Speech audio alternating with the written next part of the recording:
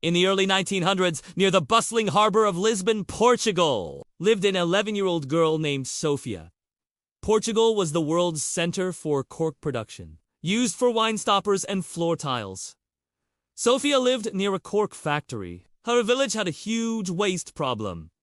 Mountains of small, irregular cork scraps and shavings. These scraps were too small to be used for commercial products, so they were piled up and eventually burned. Sofia noticed that tourists were always looking for small, light, and unique souvenirs. They bought simple objects, but she realized they were missing something to remember the vibrant sounds of the city, the ship's horns, the seagulls, and the melancholic fado music. She knew cork was light, easy to carve, and naturally waterproof.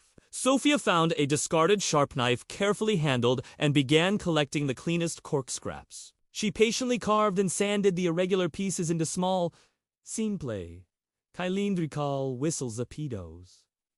Her father was skeptical. Who will buy a whistle made from trash? Sofia took her small basket of Apito de Cortiça, the cork whistle, to the harbor. She didn't sell them as sophisticated instruments, but as affordable, fun souvenirs. They were an instant hit. They were light enough to carry home in any pocket.